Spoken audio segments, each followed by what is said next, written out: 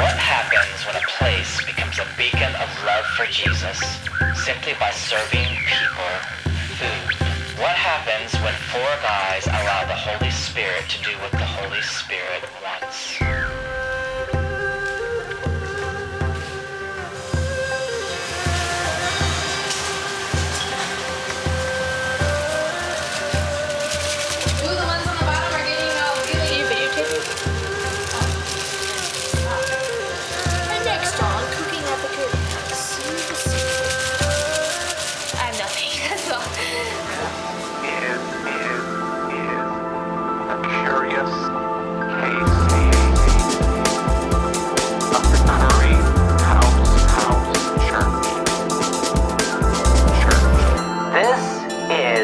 The curious case of the Curry House Church. The Curry House Church. Curry House Church. Chapter 2, Curry Night. Four guys move in to the gray house across the street from the University of Findlay. The very first Tuesday night that they're in this house, they cook a curry meal for some of the students and faculty of Weinbrenner Theological Seminary. The same thing they'd already been doing at the house of Dr. Stats and his wife Janet, right? But something curious happens that first Tuesday night in the Gray House. Around 50 people show up for this curry meal. Very unexpected. They continue to serve every Tuesday a curry meal. And people continue to come and word starts to get out and a community starts to develop out of their Tuesday night curry meal. This is the curious case of the Curry House Church that happens first in this house with these four guys. I would say it's kind of like when a seed sprouts into a plant overnight. You don't see it happen.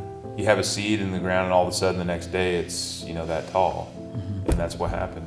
It just, the seed had been cultivated, cared for. Mm-hmm. It was, for years. Mm-hmm. And then when we moved, the seed was put into the soil, mm-hmm. and then boom, it exploded.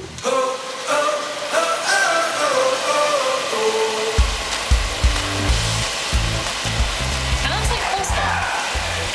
That looks like coleslaw. I mean sauerkraut. That's what I meant. Sauerkraut. Could be. I don't know if I had curry up until that point, honestly. Like, I'm just Bob and I'm from Ohio, so. Right, that's true, yeah.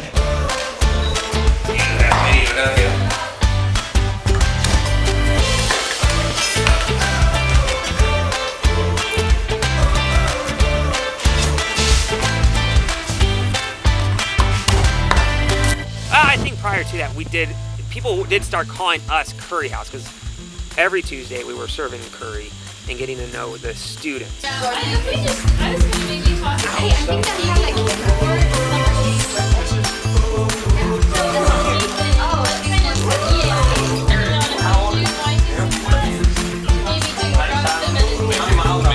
The first time that I went, I had some of the food, didn't care for it. So you would always see me there. I would always have like Wendy's or Five Guys or something like that, and I would be eating that, and everybody would be making fun of me because they got this curry here that everybody loves, and I'm not eating any of it. Oh yeah, don't tell me about that. No. I'm sure. On the other hand, generally when you're You just videotaped it too.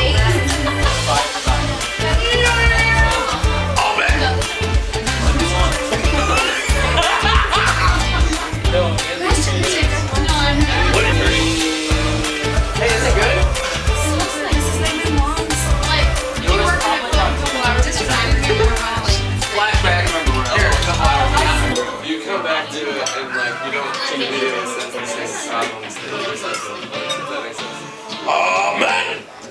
And therefore, Or something looks different, or yeah, exactly. And some part, things almost always look. You guys started doing curry night at Dr. Stats, but it was just you guys at that point. And then when you finally moved to Findlay and you had an apartment or renting a house, you kept doing that for each other. Yes. And that's how the Curry House really began. Yeah, and in fact, it happened extremely fast. Okay. In fact, it happened before I even moved in. Okay. So, Jeff and Kyle and Keith moved into the Curry House, to the first Curry House, the first house that we rented in Findlay.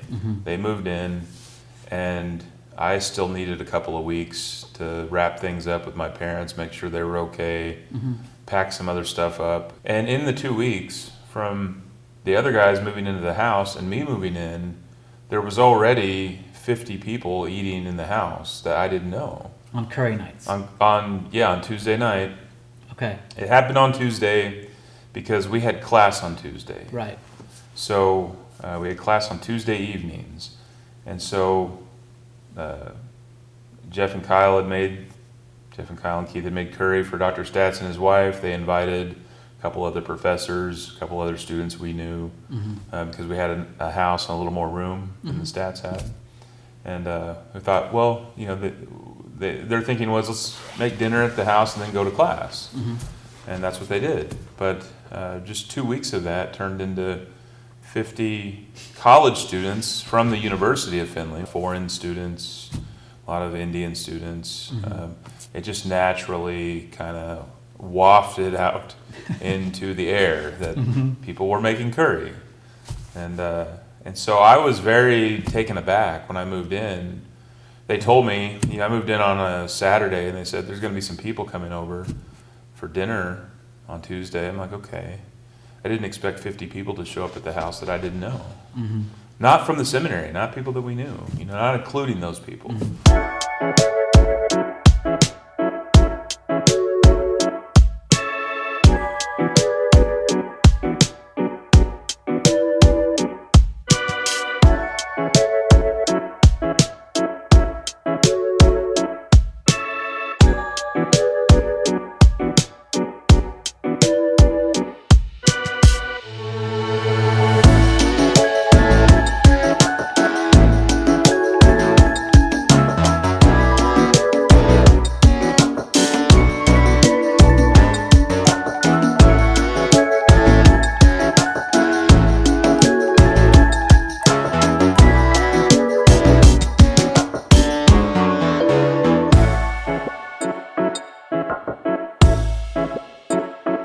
The stories that I heard about KCC was like they kind of had the same thing there, and it was like, well, we were cooking the curry, and because you're in the dorms, the smell would just permeate everywhere, and people would just come. Yeah.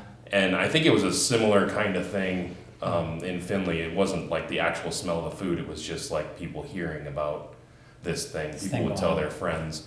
I mean, people would come from BGSU, Bowling Green. It's about half an hour from here. Yeah.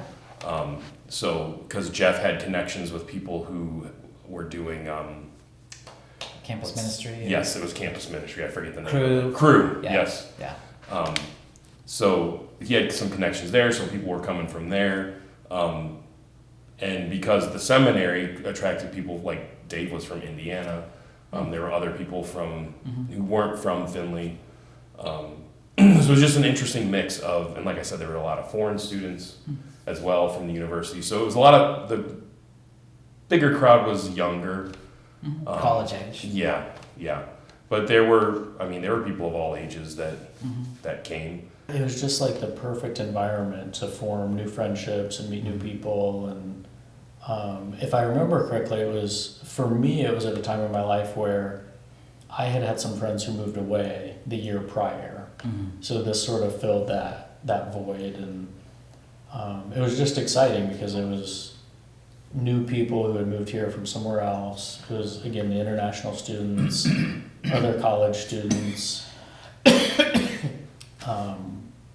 the new food. I mean, it was just a way to have all these new experiences in my own hometown, without me going anywhere. For me, it was what was happening was I was learning that, okay, I studied intercultural studies and planned to go do mission work somewhere, and instead it was all, the world was coming into my house instead of me going out into the world. It was all coming to me. The idea of America being a melting pot. Yeah. I really felt like the Curry House was the closest I've ever seen to that in real life. Because you had people from all different walks of life, like I said, different ages, and you know, it was just people fellowshipping together regardless of, you know, whatever was in their background or what it, like, I don't know, it was just a very different experience. I don't think I've ever experienced anything like that since then. What do you want me to say? Whatever you want. You doing it right now?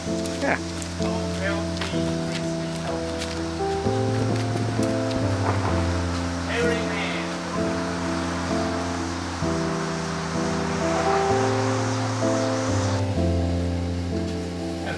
Yes, I. Goodbye, homie. Home dog, home slice. I'm sorry, brother. No problem. No problem. I love your jacket, man. You're always wearing nicer clothes than I could ever have. Find a way, man. Talk to your dad, talk to mom, grandma, aunt, little cousin, Jimmy, John. Find a way. So, John. They would have done that. What is that? It's for International Night. What? 107 years ago. I was not even up there. You're a vampire. You were always there.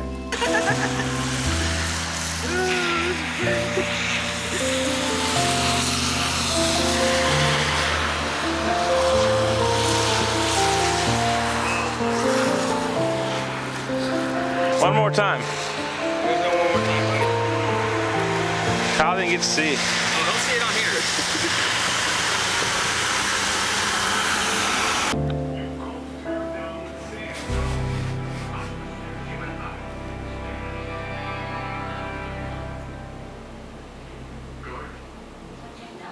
I think I came in pretty early.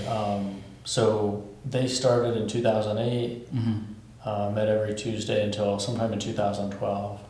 So yeah, I'm pretty sure I was there late 2008. So my sister invited me. She had met those guys at the coffee shop at George House. So she heard about these guys cooking curry and thought that would be something I'd be interested in. So. Yeah. One of my friends who was in a lot of classes with me, he was in the same program that I was. His name's Dave Mosher. He was hanging out with them.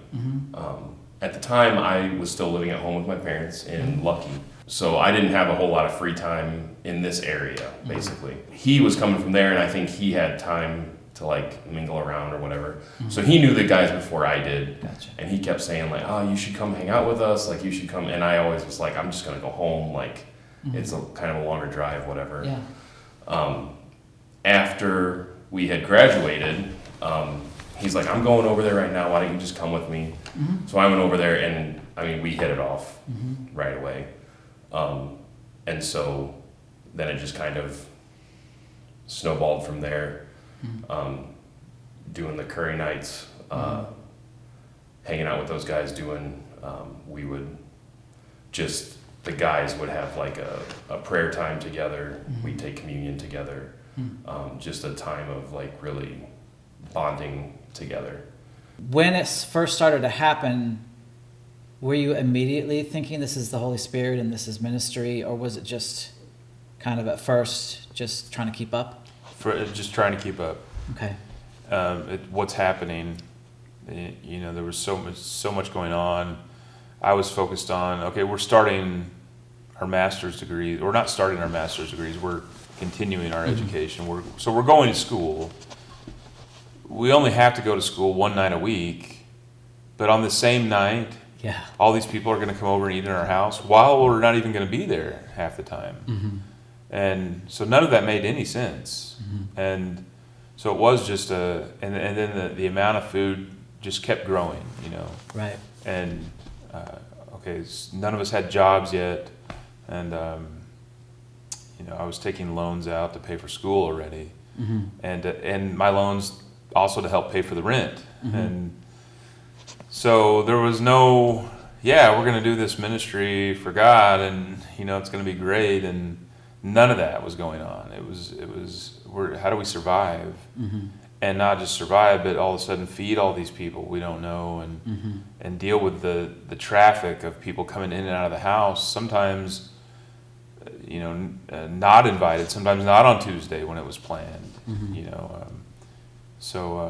Yeah, there was a lot of trying to catch up for 3 or 4 months of that. Would you like fries for that? Would you like fries for that?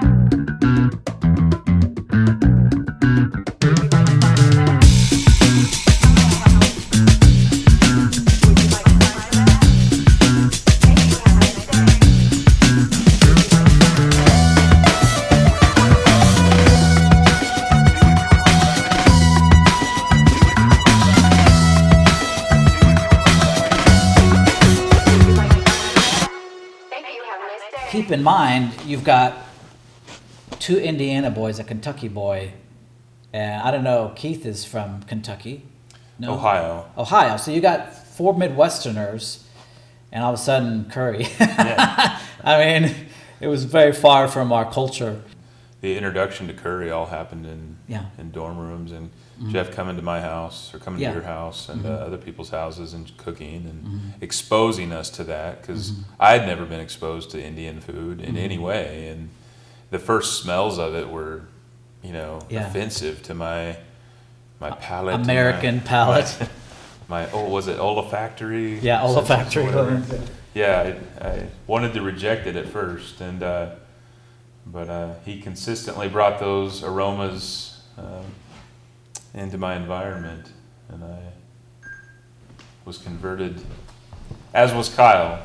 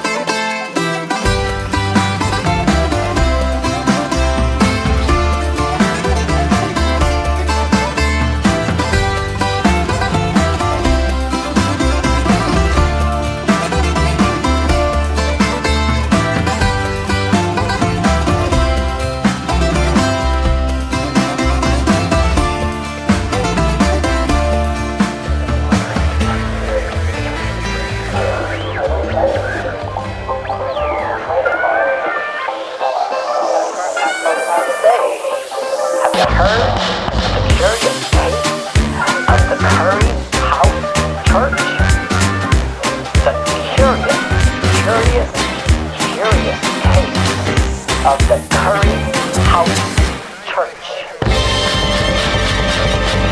The Curry House Church. They love curry. The exchange of us staying in their home each week was us cooking curry for them.